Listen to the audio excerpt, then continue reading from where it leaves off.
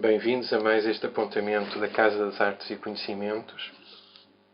Eu sou o João Caldeira Monsanto, o fundador deste projeto, um projeto que está vocacionado para a divulgação da arte e do conhecimento, esta associação tão rica das coisas, e na importância que esta associação tem na vida humana, tanto para a pessoa, no seu conhecimento pessoal, no seu desenvolvimento, como também para a própria cultura em que está inserido.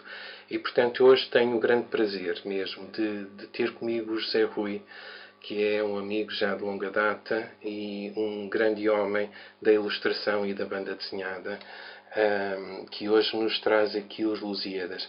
O José Rui tem uma carreira longa em que se dedicou, no fundo, não só, digamos, à arte da banda desenhada, à arte de comunicar através do desenho, da imagem, mas também à importância da pedagogia, de como educar, como orientar, como chegar até aos outros e, digamos, de alguma forma, contribuir para um maior conhecimento de toda a vida e de todas as coisas que são importantes na vida. E claro que, ao falarmos sobre isso, e na obra do José Rui, que é extensa, ele continua a produzir banda desenhada, esta obra do José Rui inclui tanta coisa que iremos dividir ao longo de vários apontamentos e hoje vamos focar os Lusíadas.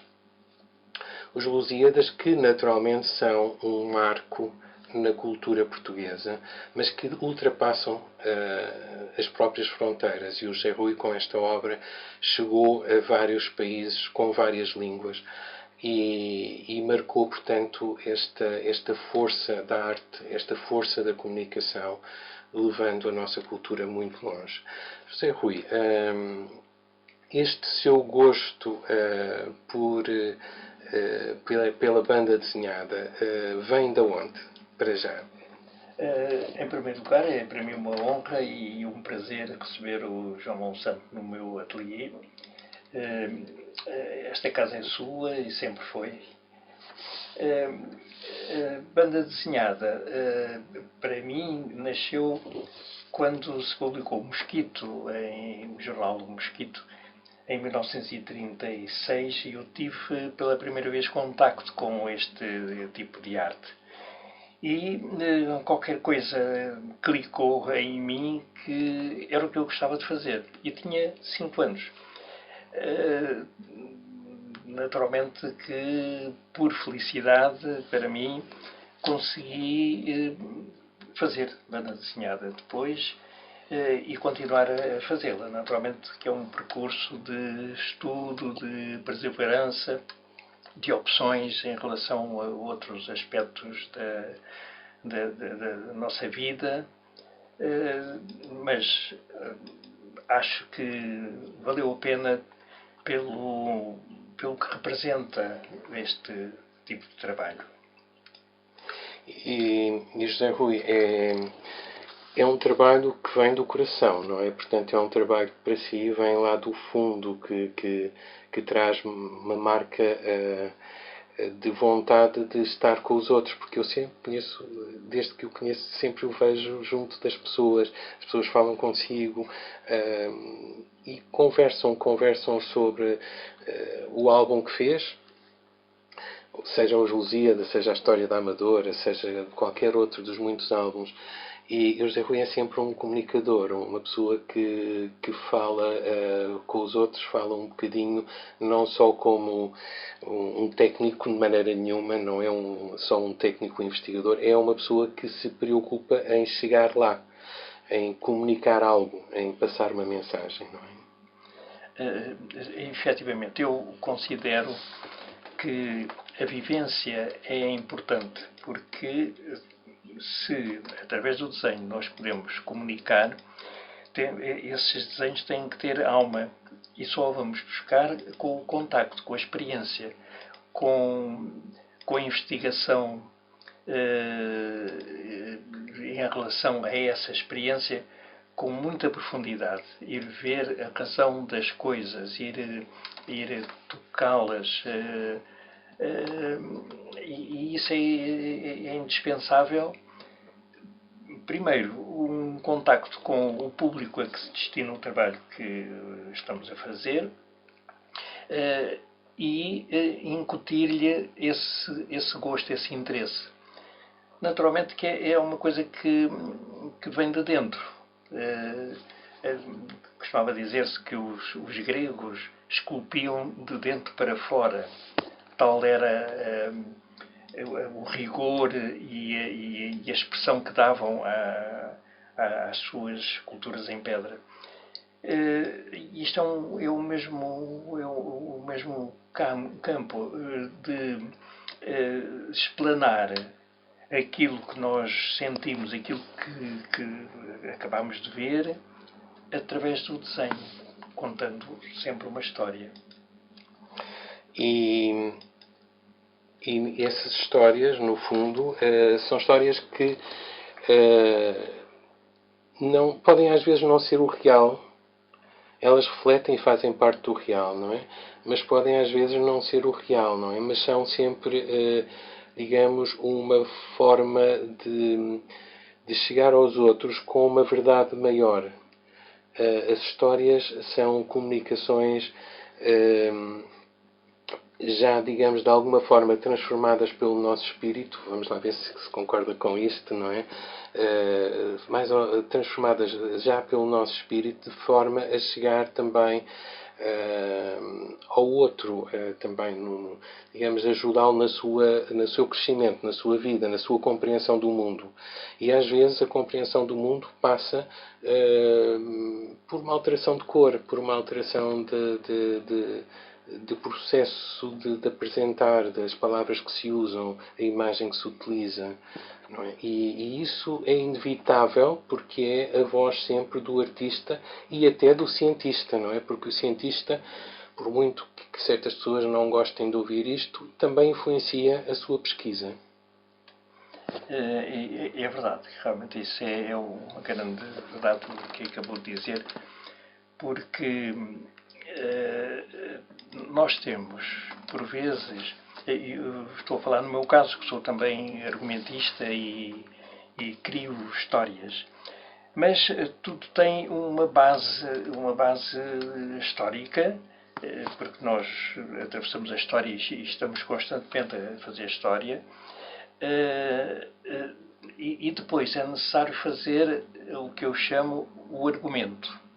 Esse argumento é uma parte de ficção que vai envolver a base rigorosa dos acontecimentos e lhe dão uma roupagem que é mais atrativa para o público jovem, principalmente o jovem, mas não exclusivamente para ele, para que essa imagem seja recebida com agrado pelo, como o Monsanto chama, o outro. Nós trabalhamos com um fim para um determinado público e temos, respeitando-o, temos que lhe fornecer um trabalho não por vezes do seu agrado, do que está acostumado a receber, mas um que lhe seja útil. Na questão da cultura, do conhecimento, é essa finalidade que eu acho que este trabalho pode ter. E José Rui, no meio desta, no fundo, de todo este seu trabalho, surgem então os Lusíadas. Os Lusíadas, que é uma obra na cultura portuguesa muito especial, não é? Porque ela não é exatamente história, é a exaltação da história. Ela traz-nos uma ligação com nossos valores, digamos, mais bonitos. Porque, claro que em qualquer história, de qualquer país, de qualquer época, houve sempre coisas agradáveis e desagradáveis, boas e más. E os Lusíadas exaltam, digamos, o valor, a nobreza de todo um período da história portuguesa, não é? E cantam-na, digamos, põem-na em verso, dão-lhe todo um poder que chega, digamos, mais uma vez, e eu não atrevo-me aqui novamente a dizer isso, a chegar ao coração de muitas pessoas, no fundo, porque não é só mensagem, como alguns poderão dizer, com intenções de manipulação. Há quem fale nisso, manipulação de um tempo, e se calhar teve-o também, mas conseguiu ultrapassar isso para ir mais longe. Conseguiu transmitir-nos uma boa sensação de que somos nós, de que somos gente, que temos algo valioso. E isso nós precisamos, como pessoas, como famílias, como nação, como seres deste planeta, ou deste universo. Mas quais foram para si as razões mais importantes para escolher estes Lusíadas? Efetivamente, os Lusíadas são um conjunto de trabalho dentro da obra. Portanto, é um poema, é um texto com essa exaltação e, no fundo, é um registro. O Camões, nesta altura em que escreveu, estava a funcionar como hoje a comunicação social, através de vídeos, de gravações. Ele tem um desabafo porque acho que não gostava muito do Vasta Gama. Achava-o arrogante. E ele dizia que, se não fosse ele, Camões, a cantar, a passar a verso, que depois era passado através de pessoas, continuando, se não fosse ele a fazer isso sobre o feito do Vasta Gama, ele cairia no esquecimento. E, efetivamente, nós vamos ver um Bartolomeu Dias que esteve na origem e na pesquisa das condições para poder em Pormar chegar à Índia, e que poucos falam dele. Eu faço o possível sempre que me é dado exaltar o Bartolomeu Dias em livros. Por conseguinte, é uma obra muito rica. A minha intenção era precisamente descodificar essa obra, que se tornou difícil, principalmente no começo, naquela preposição. É uma montanha que as pessoas têm que transpor até entrar na parte lúdica, chamemos assim, da aventura, das zonas exóticas e dos usos e costumes. Portanto, passando a ilustração, a banda desenhada, tornar-se-ia mais fácil para pessoas menos letradas, crianças ainda em estudo, jovens. O problema que se me apresentava era como é que eu vou executar. Temos um poema, se eu vou fazer uma adaptação, seria mais uma coisa como fez o João de Barros, contar a história dos Lusíadas. Não era essa a minha intenção, era que a própria obra do autor acompanhasse a parte iconográfica. E então consegui pôr o poema autêntico transformado em texto corrido. Portanto, é como se podemos dizer que é um texto rimado. Mas o poema está lá. E descobri que o Camões tem uma parte de descrição e uma parte de discurso direto. Portanto, tornou-se fácil pôr esse discurso direto dentro dos balões, que são as falas que as personagens vão falando ao longo da história, e a descrição nas zonas tradicionais da banda desenhada para descrever o que se passa. É curioso que o Germán Saraiva, que na altura foi consultado porque o editor receava que ele, sendo um camoniano e que se chocasse como alguns intelectuais, que os Lusíadas passados a banda desenhada seria desprezível, não é? Seria descer. E ao ser consultado, e ele aprovou absolutamente, porque disse que melhor veículo para divulgar esta obra do Camões, que ele escreveu para realmente ser divulgada, do que numa base para a criança. E efetivamente, desta maneira, eu consegui, por indicações, uma vez uma professora falou-me que tinha uma criança com 5 anos, numa escola infantil, e que dizia que já tinha lido os Lusíadas. A professora achou graça, ele estava a confundir, com certeza, tinha visto uma coisa qualquer. Mas ele de vez em quando falava nisso. E dizia de cenas que realmente coincidiam com os Lusíadas. A professora falou com a mãe e disse: ele tem 5 anos, mas ele ainda não sabe ler. E como é que ele diz que leu os Lusíadas? Então a mãe explicou que tinha este livro de banda desenhada em casa e ele ia folheando, iam-lhe contando as cenas. Ele, entretanto, ia também percebendo o que estava nos desenhos. E então dizia que lia os Lusíadas, porque aquilo encantava, porque era uma história de aventuras.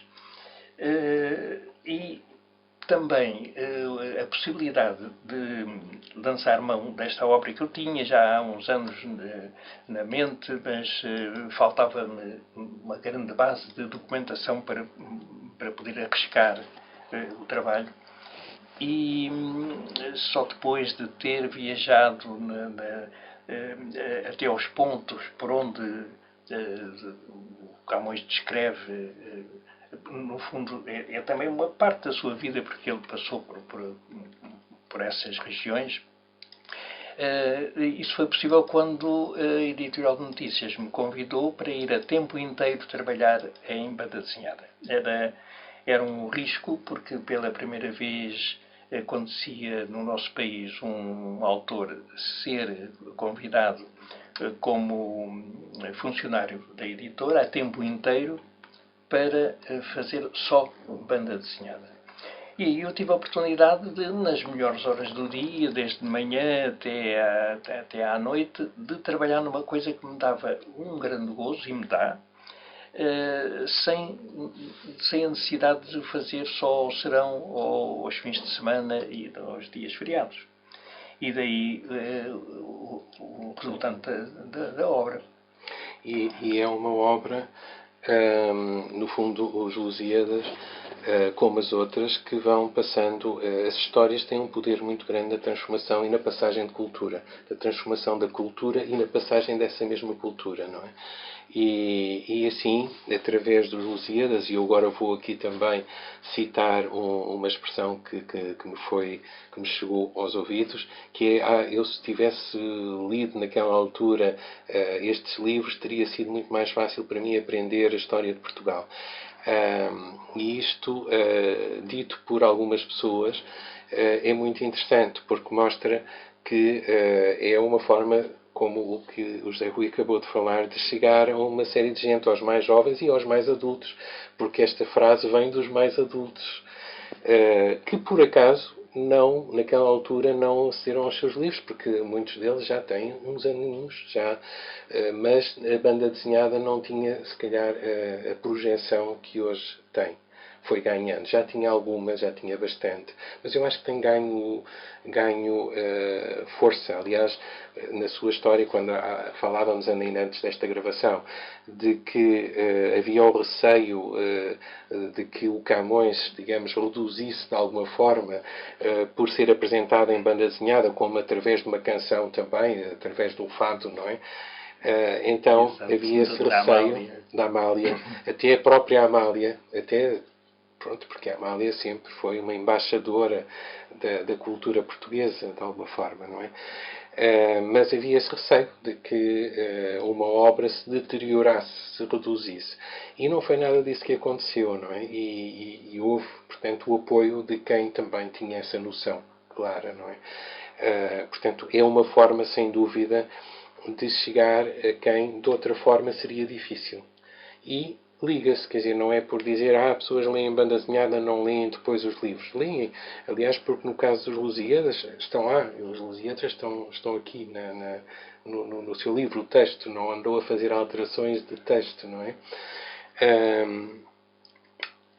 O que é que nesta vida que os Lusíadas têm, nesta sua obra dos Lusíadas tem, o que é que ficou mais marcante? Sentindo que este livro que passou por várias línguas, vários países, o que é que memória, que aspecto é que é mais importante para si? Efetivamente, é sem dúvida nenhuma o ter atingido um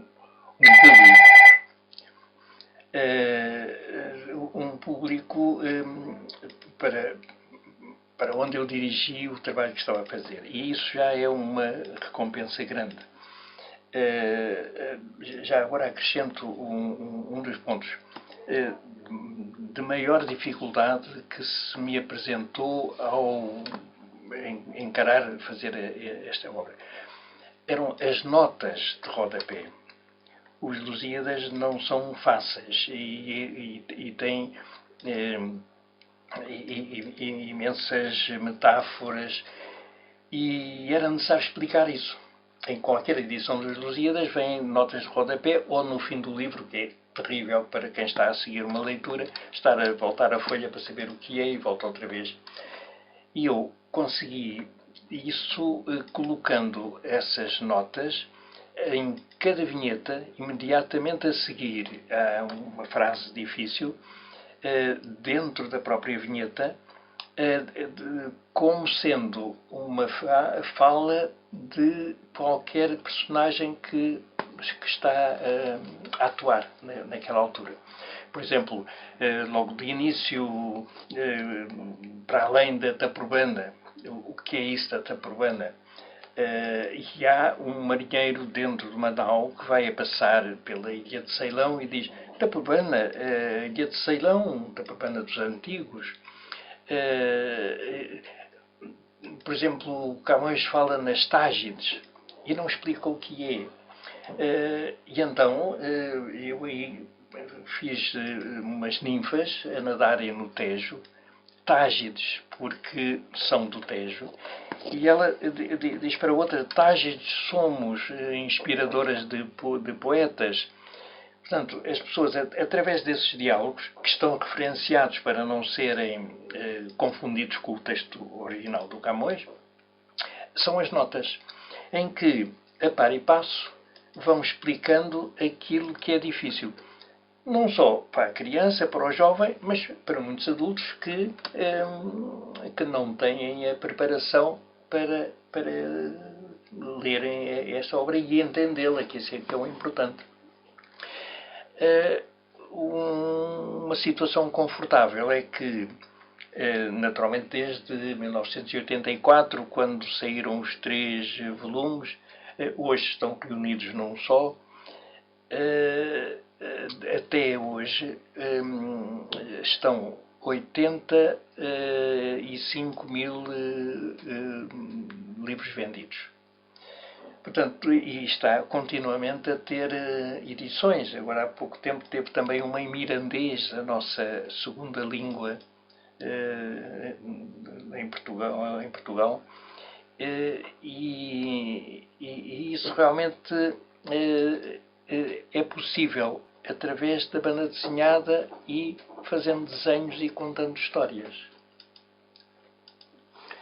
E José Rui, tem aí, de facto, consigo um álbum. Quer destacar algum dos aspectos, alguma parte desse álbum que seja... Eu vou aqui mudar, entretanto, a câmara, porque estamos a gravar isto. Eu tenho aqui um pequeno estúdio junto de mim, por isso de vez em quando olho para o lado. Vamos aqui, portanto, focar o livro. Ora bem. Por exemplo, a imagem do Camões. Eu, ao contar do Adamastor, Camões, porque já lá vamos. Eu, dentro desta obra, como noutras, eu gosto de meter pormenores que não fazem parte do texto, mas fazem parte da vivência das personagens que estão no livro e que estamos a apresentar. Principalmente para os jovens não verem tudo de uma assentada, já está visto, põe o livro de parte, para numa segunda ou numa terceira leitura irem descobrindo outras coisas. O Camões descreve o Adamastor de uma maneira que não podia ser apresentada com outro aspecto. Ele fala nos dentes amarelos, os cabelos térreos, os olhos encovados. A descrição é esta. Só que eu fiz o Adamastor cego do olho direito. E porquê? É uma pergunta que eu faço nas escolas ou bibliotecas. Porquê? Porque quem lê, por exemplo, esta parte em que aparece o Adamastor ou o Vasta Gama que vai passar nas naus, estabelece um diálogo entre os dois. E o Adamastor começa a contar a sua história. Portanto, ele é um decretado, ele teve traições de amor, ele foi colocado naquele rochedo, isto mitologicamente, porque se apaixonou pela deusa Tétis, e ele era um gigante muito feio e a deusa Tétis era uma mulher muito bonita. Farta daquele assédio, combinou com ele encontrarem-se naquele rochedo. E ele, que pensa que finalmente ela se lhe vai entregar, abraça, ela transforma-se num rochedo e ele fica condenado para toda a eternidade a ficar ali a guardar as águas entre o Oceano Atlântico e o Índico, e a agitar essas águas para que a comunicação através de barcos não se fizesse. Portanto,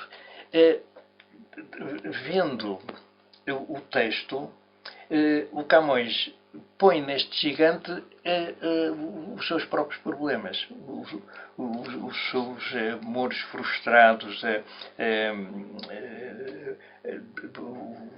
a sua vivência forçada pelo Oriente.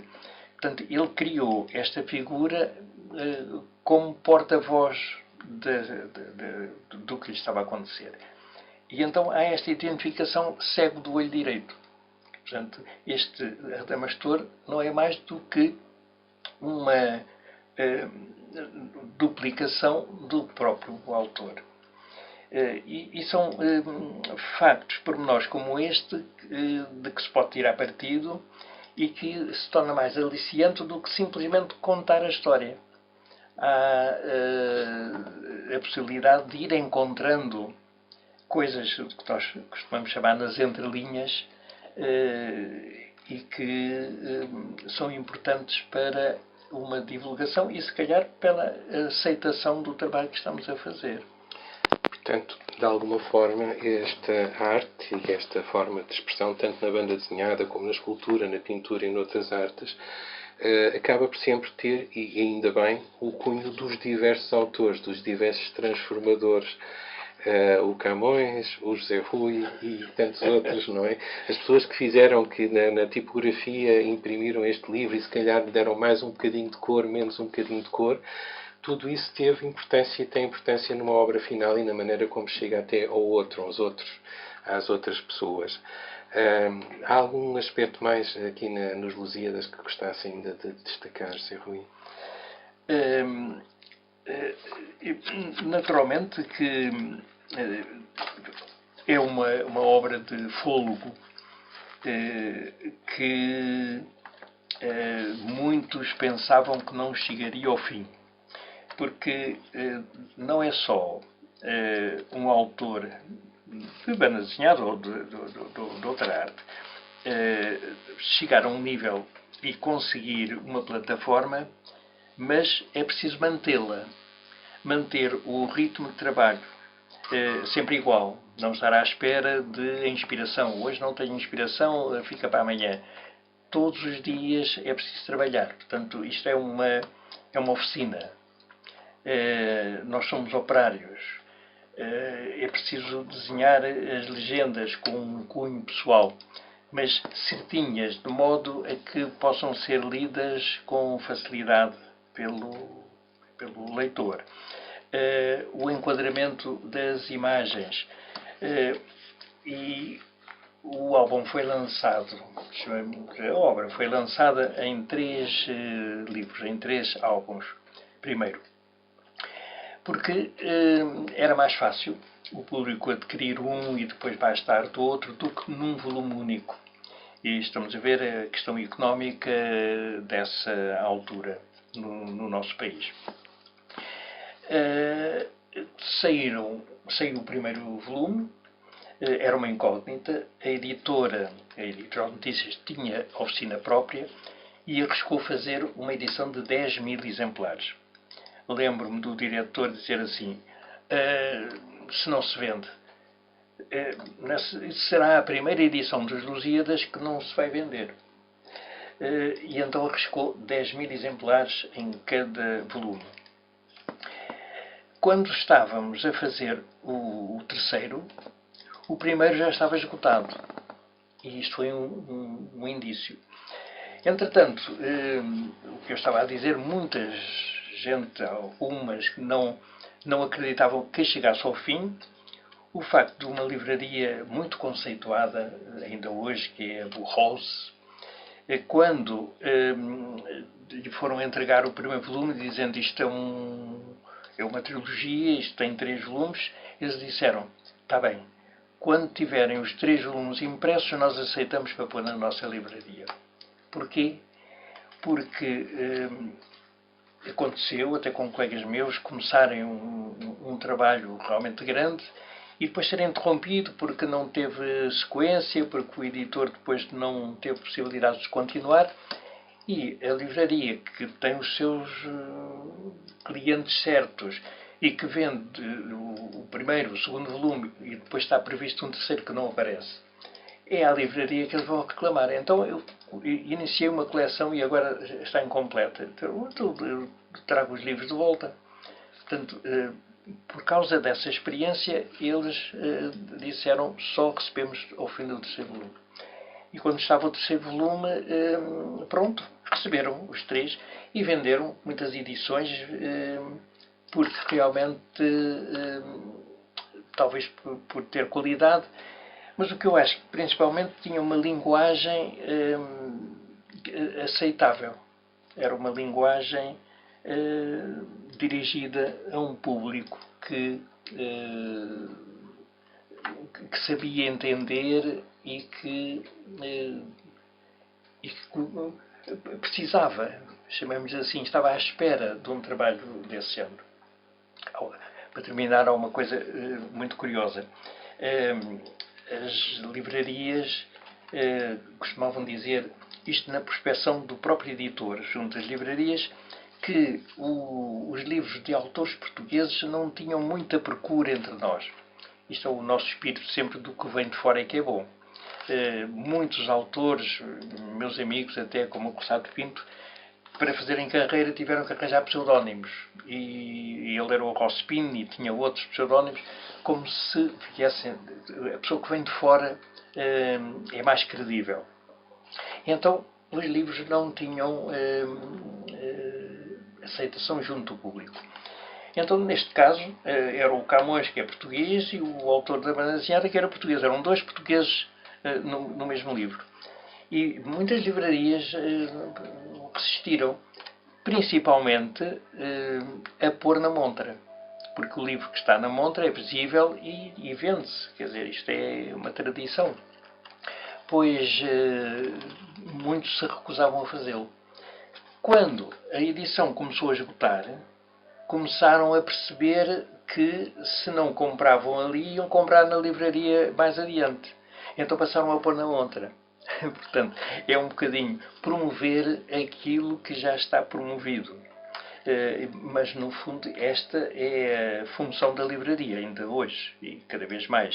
É mostrar, divulgar para ser vendido. Porque se o editor tem que ir diretamente às feiras de livro e eventos em bibliotecas, tem que ultrapassar a livraria se esta não faz o seu devido papel.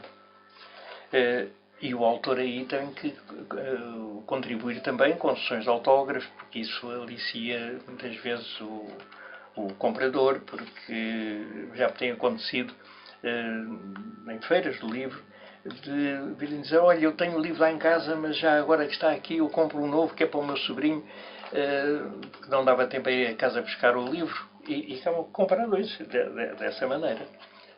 Esse é o nosso contributo também. Pronto, e temos aqui já uma boa parte da via, muito mais coisas para falar na questão dos Lusíadas, mas pronto, também nos permitimos a ter vários apontamentos e ir aprofundando as coisas.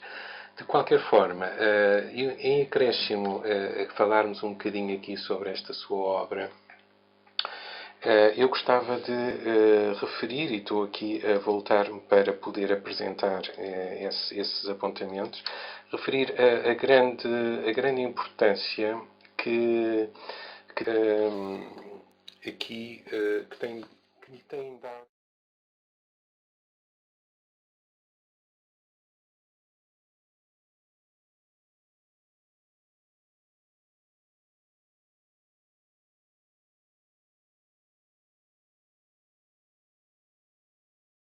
Então, às vezes não conseguimos nestas coisas, não, vai entrar um vídeo e ele não entra. Aqui esta grande importância que lhe deram estas homenagens que também tem nas paredes da sua casa, de obras não só de amigos que lhe foram oferecendo ao longo do tempo, mas também de uma homenagem que fizeram a todo o seu trabalho e que tem este cuidado de o ter presente nas suas paredes, à sua volta. É uma homenagem que lhe fizeram e é uma homenagem que, quanto a mim, está a fazer de volta a todas estas pessoas que o admiram e que gostam de si. Eu acho muito bonito todo este seu espaço, toda esta riqueza que o rodeia. José Rui, qual terá sido um dos momentos mais bonitos na sua carreira?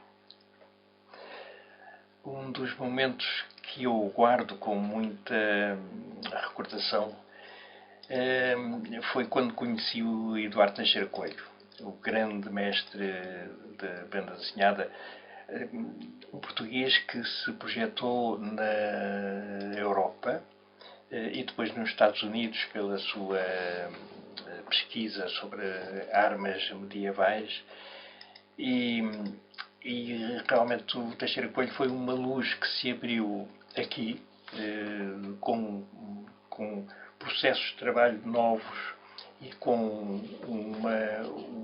uma maneira de trabalhar sui generis no nosso ambiente e que me proporcionou ter uma grande amizade,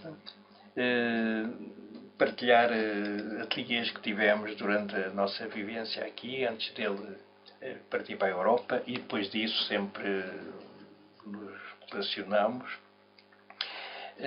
E isso realmente teve uma importância muito grande, porque eu passei a trabalhar com modelos vivos, como ainda hoje trabalho, porque é um processo muito mais limpo, porque a pessoa quer fazer um cavalo, não vai à procura de uma fotografia ou de um desenho feito por outra pessoa. Vai ao sítio e desenha o cavalo e interpreta-o.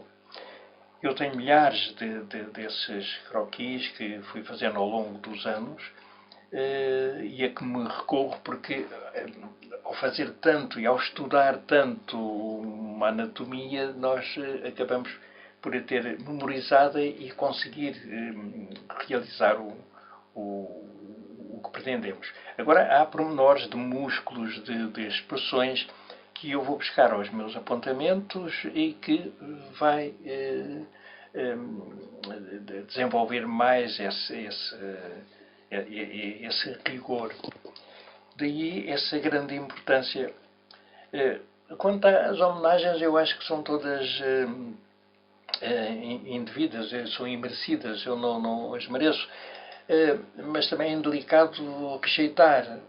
Daí as pessoas oferecem-me quadros, desenhos, e eu não os posso meter numa gaveta.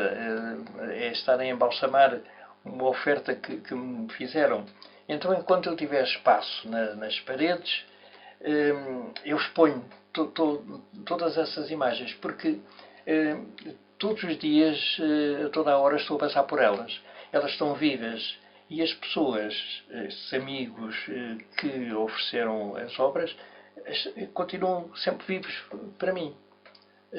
Porque mesmo que fisicamente desapareçam, eles continuam a viver. A minha agenda, onde tenho os telefones e as moradas, não a eletrónica, mas a tradicional em papel, eu não corto aqueles amigos que vão partindo. E quando folhei dá-me a sensação de que a todo momento posso ligar para eles. Porque eles viverão sempre que nós os mantivermos na memória. E isso é também, no fundo, o valor de todo o espírito, a arte, o espírito humano, porque ele vai permanecendo, não é, Zé Rui? E pronto, essa é uma lição.